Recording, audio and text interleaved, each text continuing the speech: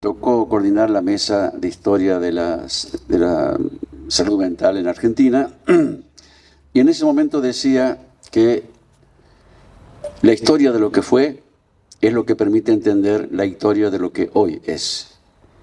Y en ese sentido me parece que es importante, digamos, recordar, para dar pruebas de esto que estoy diciendo, que en el mes de enero, a ver si lo tengo por acá bien, en el mes de enero, la dirección de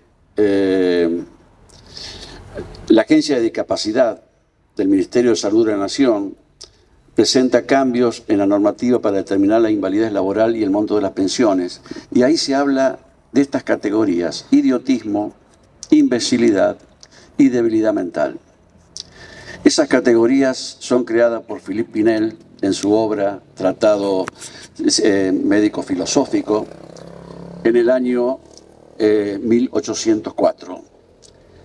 Esa resolución atrasa 225 años. Renunció la persona que lo escribió, pero lamentablemente no renunció quien la firmó y quien autorizó que se publicara en el boletín oficial.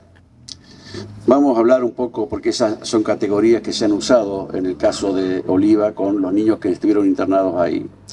Y la segunda cuestión que da cuenta de la historia de hoy tiene que ver con lo que hoy llamamos los procesos de medicalización de la vida y medicalización de la infancia, que sería el capítulo más cruel de la medicalización de la vida.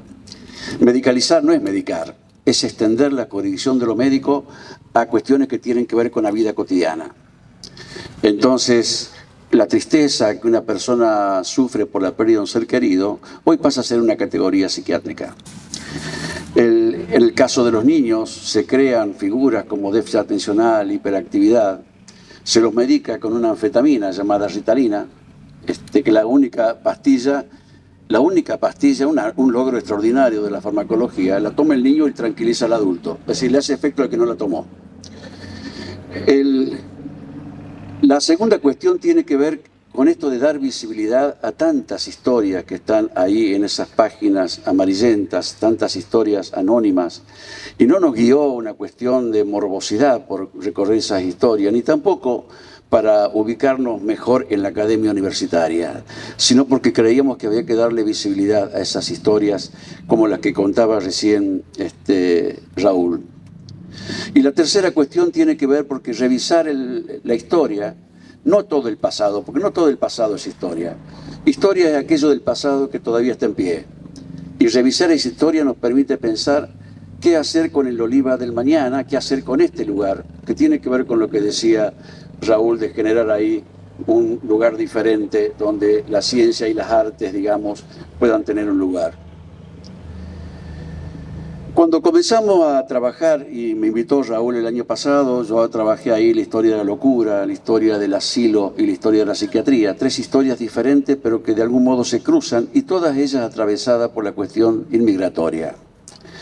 Particularmente quienes la pasaron peor fueron los descendientes italianos, porque ya en la literatura de la época, en los periódicos de la época, se hablaba muy mal de los italianos.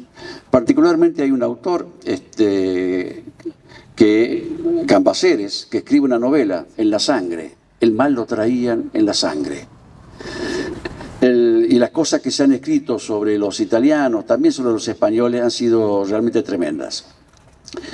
Pero ¿qué es lo que descubrimos cuando empezamos a trabajar las infancias?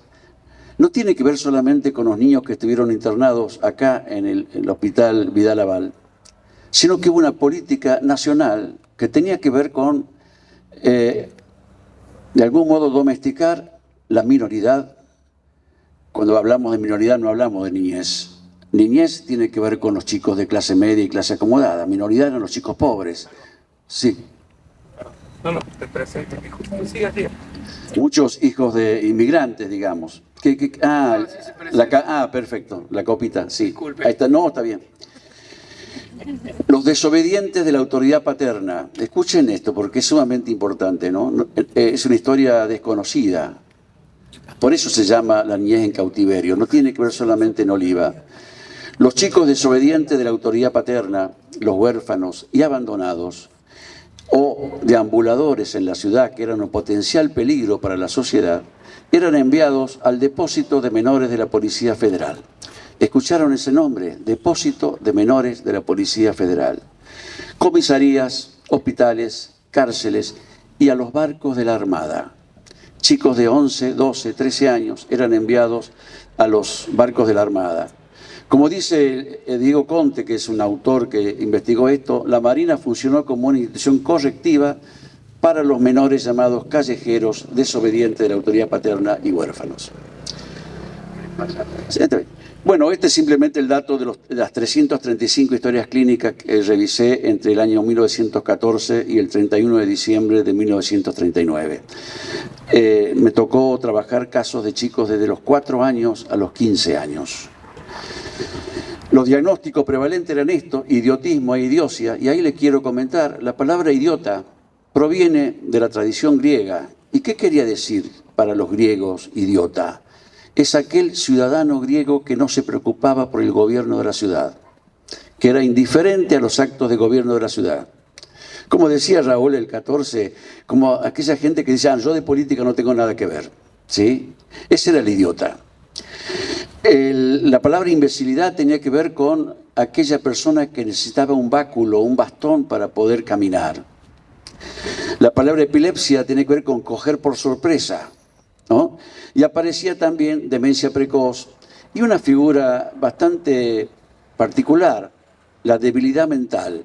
Uno se pregunta, ¿qué sería la fortaleza mental? ¿Y cuál sería el límite entre la fortaleza mental y la debilidad mental? Es más, durante muchos años en Córdoba, cuando yo trabajé en el Ministerio de Educación, nos llegaban informes neurológicos sobre una figura que era disfunción cerebral mínima. Imaginen ustedes que van al médico con un hijo y le dice tiene una disfunción. Si le agregamos la palabra cerebral, el impacto ya es en pleno cerebro. La palabra mínima no alcanza a mitigar el efecto de las otras dos. Desapareció, no existe más. Lo que aparece son ahora estos del déficit atencional, hiperactividad, etcétera, etcétera. El otro diagnóstico prevalente es el de degenerados, que tenían estigmas que eran visibles, digamos, llamadas así por las teorías que llegaron en ese momento del declive hereditario. Ya no tenía que ver solamente con la locura de un sujeto, sino también de toda su familia.